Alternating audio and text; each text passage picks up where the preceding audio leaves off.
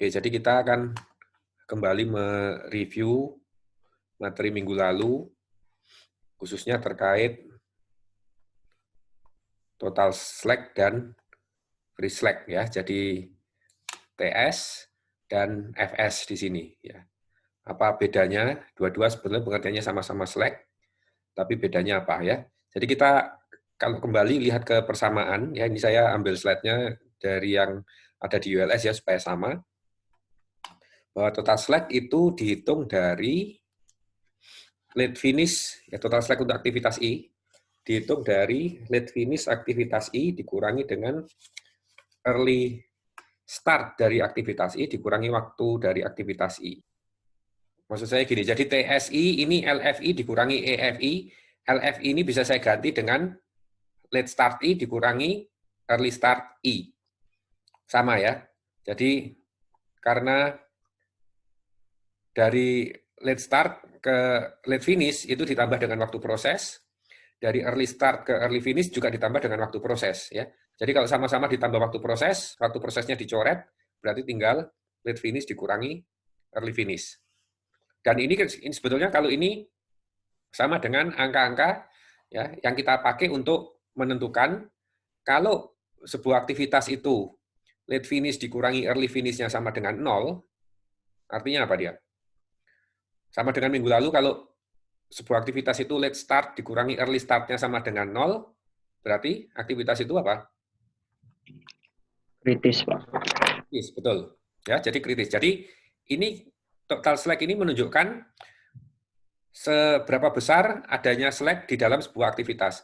Kalau di dalam sebuah aktivitas tidak ada slack, ya, berarti late start dikurangi early start-nya sama dengan 0, atau berarti late finish dikurangi early finish-nya sama dengan 0, maka aktivitas itu masuk menjadi aktivitas kritis. Jadi kalau kita lihat ini soalnya ini ya, jadi apa tadi total slack ya, total slack itu adalah late finish dikurangi early finish. Jadi Anda cari selisihnya antara kolom LF dengan kolom EF ini. Otomatis hasilnya itu akan sama dengan LS dikurangi ES, ya kan? Karena selisihnya dari ES ke EF itu adalah periodenya ini yang menentukan lama pengerjaan waktu dari aktivitas. Ya, jadi ini ke sini ditambah. Jadi kalau Anda lihat semua dari ES ke EF ditambah waktu proses ya. Dari LS ke LF ditambah waktu proses. Sehingga LS dikurangi ES itu akan sama dengan LF dikurangi EF, ya kan? Nah, kalau LS dikurangi ES itu sama dengan 0, atau LF dikurangi EF-nya sama dengan 0, berarti ini kritis ya. Jadi A, D ya lewat dummy juga, kemudian G dan J. Betul ya? Jadi ini ya. Kemarin kita hitung dengan cara manual, kita tulis di dalam networknya. Dengan cara ini juga kita bisa temukan kalau TS-nya sama dengan 0, maka aktivitas itu adalah kritis. Jadi yang di baris merah-merah ini, plus 1 yang kuning karena ini dummy, ini adalah aktivitas pada lintasan kritis. Oke ya, jadi total slack mudah-mudahan jelas ya. Tapi ada jenis slack yang lain. Apa itu? Yang disebut dengan free slack. Jadi free slack dari sebuah aktivitas I itu sama dengan early start dari aktivitas J, di mana asumsinya J itu adalah aktivitas di depannya, dikurangi dengan early finish dari aktivitas I. Jadi kita ambil contoh misalnya. Contoh apa? Aktivitas B. Maaf ya, kita ambil aktivitas B. Aktivitas B ini early start-nya 0, tapi yang dicari di sini adalah early start dari aktivitas J yang kita masukkan ya. Jadi aktivitas yang di depannya B. Kalau kita lihat gambar networknya, di sini aktivitas B, yang di depannya ini adalah aktivitas E. Ya. Jadi yang kita masukkan di situ untuk perhitungan free slack aktivitas B, itu adalah early start-nya E. Jadi berapa itu? Early start-nya E. Jadi sudah ini jadi dianggap early start, early finish, late start, late finish sudah dihitung semua ya. Early start-nya E itu 2, dikurangi dengan early finish-nya B, yaitu 2. Ya, jadi ini kalau pakai Excel memang nggak gampang nulis free slack ini ya. Kita nggak bisa pakai rumus karena tidak baris per baris ngitungnya, tapi terkait dengan suksesornya ya. Jadi aktivitas yang di depannya. Jadi untuk aktivitas B, aktivitas di depannya itu adalah E. Jadi free slack-nya B itu adalah early start-nya E dikurangi early finish-nya aktivitas itu sendiri. Sehingga free slack-nya di sini sama dengan 0. Ya, jadi jelas ya. B itu free slack-nya adalah early start dari aktivitas di depannya, yaitu aktivitas E dikurangi dengan early finish-nya aktivitas itu sendiri. Ya, jadi dia free slack-nya sama dengan 0. Nanti ini ada maknanya ini. Kenapa kok dia punya total slack, tapi free slack-nya 0? Nah, sebelum kita ke situ, kita coba lihat contoh yang lain. Aktivitas C misalnya. Aktivitas A ya. Atau kita pilih yang mana? Kita pilih yang C aja ya. Misalnya kita pilih yang C. Aktivitas C. Free slack-nya berapa ini? Jadi kita lihat aktivitas yang di depannya C itu apa aja? Ada F, ada G. Ya. Jadi kita masukkan early start-nya F dan early start-nya G. Kira-kira early start-nya F dan G sama enggak? Kalau ada gambar kayak gini, early start-nya F dan G kira-kira sama enggak? Sama Pak, 6 hasilnya. Ya, kira-kira tapi kenapa kok sama? Meskipun ini seandainya ada dari C, ada dari D lewat dummy, ada dari E lewat dummy, ada banyak panah masuk. Kan kita ambil pada waktu keluar ini untuk menentukan early start dari F dan G, kita ambil yang maksimum kan? Jadi kita ambil yang maksimum dari semua panah yang masuk kan? Dan itu nanti berlaku untuk semua panah yang keluar. Jadi berlaku untuk F maupun berlaku untuk G. Maka early start dari F dan G pasti akan sama. Begitu juga nanti kalau misalkan Anda ambil contoh misalkan A. A ini keluarnya nanti adalah C dan D. Early start-nya C dan early start-nya D sama enggak? Sama, karena akan tergantung dari aktivitas A. Ya.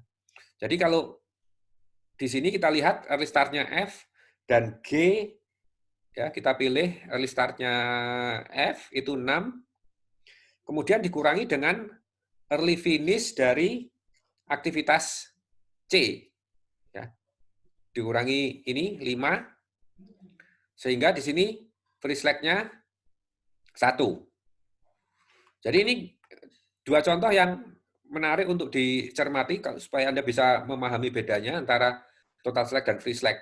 Kenapa kok kalau yang aktivitas B ada slack, tapi dia sebetulnya slack itu tidak betul-betul free. Sementara yang aktivitas C ada slack, tapi slack-nya ya free. Ya. Coba kalau Anda lihat persamaan ini, kalau Anda lihat persamaannya, Anda lihat diagramnya, Anda bisa mencerna enggak apa bedanya berarti sebetulnya antara total slack dan free slack itu? Oke, saya post, coba recordingnya saya post, nanti 1-2 menit kita lanjutkan lagi.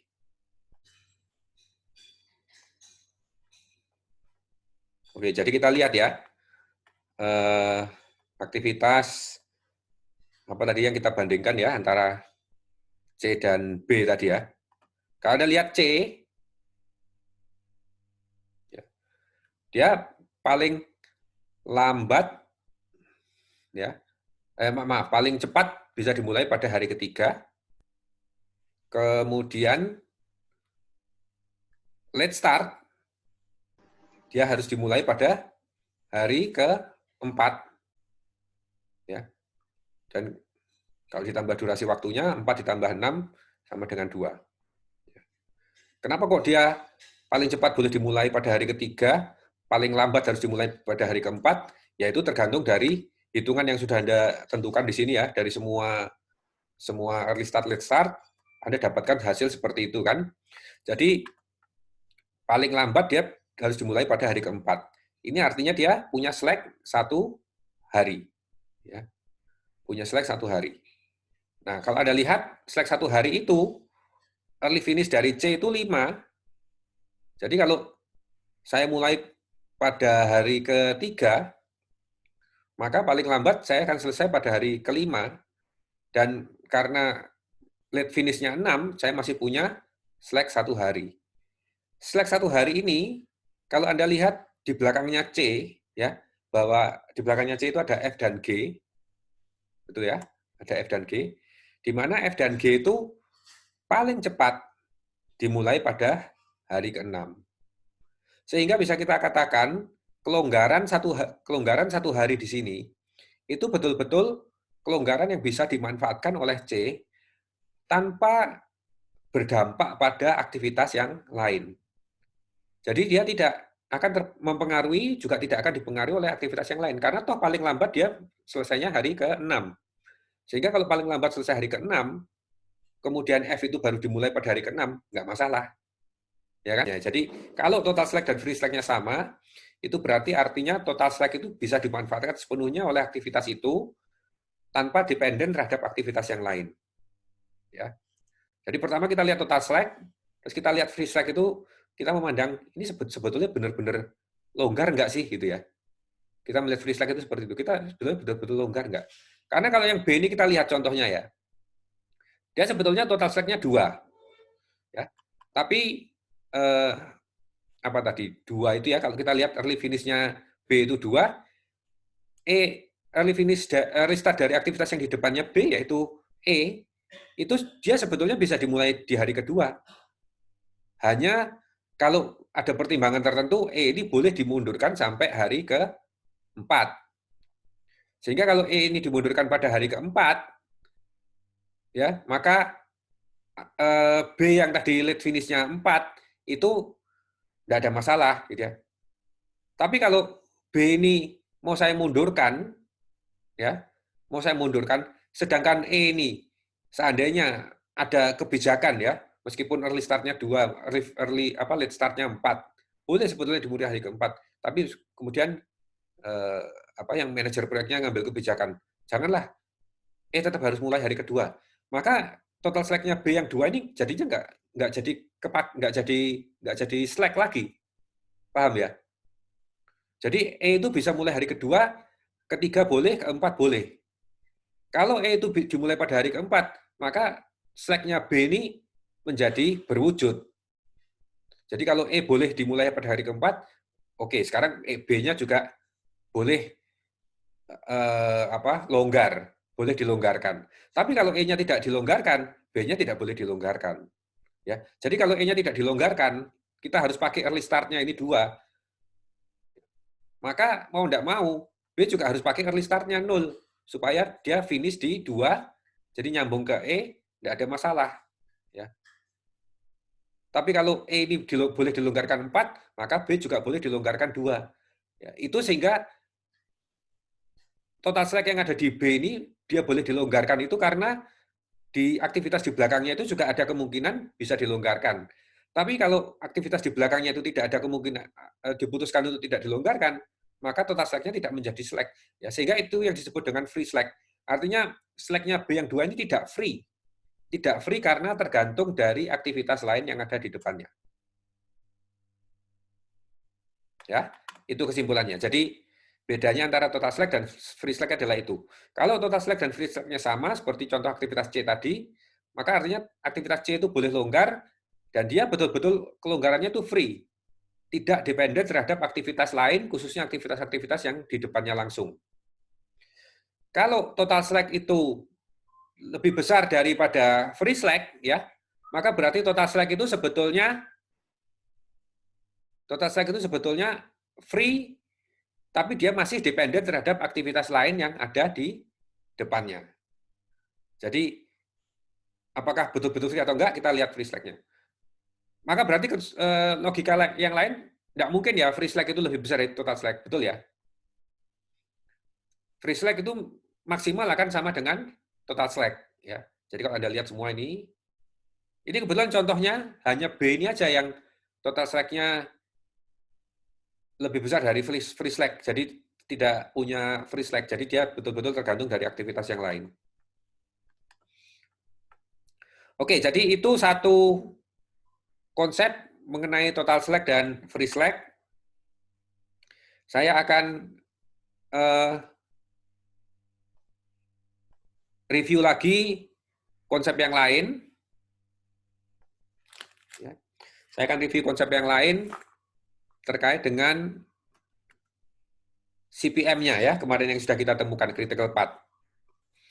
Saya akan review materi ini ya, CPM ini. Kemarin kita dapat lintasan kritisnya AD, G, J gitu ya. Jadi lewat jalur ini, sebentar ya, saya coret-coret dulu.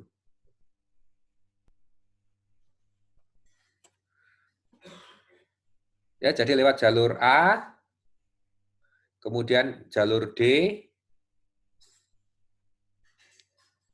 lewat ke dummy, kemudian ambil yang G, dan ambil yang J. Jadi ini A, D, GJ, 19. Sebetulnya ya, cara lain untuk melihat lintasan kritis, atau paling tidak Anda mau mengkonfirmasi hasil perhitungan Anda, karena hasil perhitungan Anda nanti diminta dengan cara yang lebih metodis gitu ya. Tidak boleh cara trial error atau cara mengenumerasi, atau berarti mencoba semua kemungkinan. Meskipun mencoba semua kemungkinan itu bukan berarti cara yang salah. Mencoba semua kemungkinan itu maksudnya gimana? Jadi kalau Anda menganggap ini adalah sebuah perjalanan dari titik 1 ke titik 7, maka dari titik 1 ke titik 7 itu bisa saya tempuh macam-macam kan. Saya bisa tempuh misalnya dengan jalur yang paling atas ini. A, C, F. Ya. Itu waktunya berapa itu? A, C, F, 3 tambah 2, 5 tambah 5, 10. Ya. Saya bisa tempuh lagi dengan jalur, misalnya ini ya, A, C, saya nggak ambil F, saya ambil G misalnya, G, J. A, C, G, J. Waktunya 5 tambah 7, 12 tambah 6, 18. Ya, ada lagi nggak? Banyak ya, masih banyak ya. Jadi saya yang atas itu sudah, tapi lewat dummy juga masih bisa. Misalnya contohnya lewat dummy ini ya. A, D, terus saya naik dummy, A, D, F.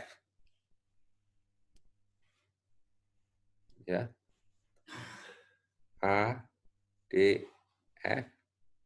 Lewat dummy ya. Berapa itu? 3 tambah 3, 6, terus tambah F, 11. Tentu bisa juga AD, GJ. Ya. Jadi kalau kita eksplor semua AD, GJ. Ya. Sudah. Yang keluar dari A masih banyak ya, masih ada AD, lewat H juga bisa. Sekarang kalau nggak lewat dummy, lewat H. AD, HJ. AD, I. Ya. Udah, itu semua jalur yang dari A. Kombinasinya ada sebanyak itu. Nanti dengan cara yang sama Anda juga bisa pilih jalur lewat B ini. Ya. Kalau Anda mau pilih jalur lewat B, ya, B, E, mau ke atas juga bisa kan? Lewat atas, kemudian F. Jadi kalau B, D, F, itu berarti 2 tambah 2, 4, daminya 0, tambah F, 5, 9. Dan seterusnya nanti B, kok bukan D ya, E ini ya. Jadi B, E, D, F, B, E, G, J. Nanti kalau mau yang lewat bawah, B, E, H, J. Misalnya B, E, H, J berapa? Jadi ini B, E, H, J. 4 tambah 3, 7 tambah 6, 13. Ya, jadi ini disebut cara mengenumerasi, mencari semua jalur yang mungkin dari node pertama sampai node terakhir.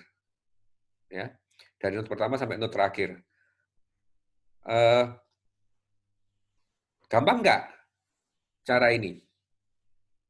Ya kalau networknya nggak rumit, gampang. Bahkan mungkin lebih gampang daripada Anda harus ngitung early start, late start di tiap-tiap node ini, di tiap-tiap aktivitas. Betul ya? Kalau networknya nggak rumit, kayaknya semua kemungkinan bisa Anda cari, gitu ya. Tapi kalau networknya rumit, ini berapa aktivitas ini? 1, 2, 3, 4, 5, 6, 7, 8, 9, 10. 10 aktivitas. Kalau aktivitasnya 12 atau lebih, 15 aktivitas gitu ya. Kemungkinannya tambah banyak. Kalau Anda menempuh cara ini, bisa jadi berakibat ada alternatif yang kelewatan. Ya, jadi enumerasi itu memang sama seperti penjadwalan ya. Kalau penjadwalan Anda cari faktorialnya, kemudian Anda cek semua urutan, Anda hitung min flow time-nya berapa, kalau urutan ini min flow time-nya berapa gitu. Anda bisa melakukan itu ya, tapi waktunya akan panjang. Tapi kalau jumlah jobnya sedikit, faktorialnya kan tidak banyak. Jadi sama seperti ini. Kalau jumlah aktivitasnya sedikit, ya, jumlah aktivitasnya sedikit, gambar networknya pasti nggak rumit. Anda mengeksplor semua kemungkinan jalur ini menjadi akan lebih mudah. Ya, ya jadi kalau aktivitasnya sedikit, Anda job kalau penjadwalan kemarin ya, kalau jobnya sedikit, Anda enumerasi mungkin lebih cepat daripada Anda pakai Wilkerson-Irwin. Paham ya? Ini juga sama, kalau aktivitasnya sedikit, pakai cara gini mungkin lebih cepat daripada Anda harus ngitung early start, late start. Tapi cara menghitung early start, late start, sama juga dengan penjadwalan Anda pakai Wilkerson-Irwin, itu kan cara yang lebih metodis. Ya, cara ini juga lebih metodikal gitu ya. Jadi kalau Anda punya project dengan aktivitas banyak, mau tidak mau Anda tetap harus menghitung early start, late start, itu cara yang lebih efisien untuk menentukan lintasan kritis. Nah, pertanyaannya adalah, terus yang mana lintasan kritis itu kalau sudah kita hitung semua? Ya kalau Anda lihat angka-angkanya ini, Anda mungkin bisa nyimpulkan ya. Lintasan kritis itu berarti mestinya ya lintasan yang waktunya paling panjang. Ya, karena ini berarti sama dengan durasi proyek. Kenapa kok ada jalur yang atas misalnya ACF itu waktunya cuma 10? Ya waktunya 10 ini karena ada pengaruh apa? Pengaruh slack itu, ya. Jadi dia nggak sampai 19 karena di dalam aktivitas-aktivitas ini ada beberapa aktivitas yang punya slack yang menyebabkan dia waktunya lebih pendek dari 19. Ya, tapi durasi proyek itu adalah 19. Jadi kalau Anda mau pakai cara ini, lintasan kritis itu adalah lintasan yang durasi atau jalurnya ini paling panjang. Ini adalah lintasan kritis. Ya. Oke, ini jadi apa tambahan, kita masih belum masuk ke materi baru ya, kita tambahan dari yang sudah kita bahas minggu lalu.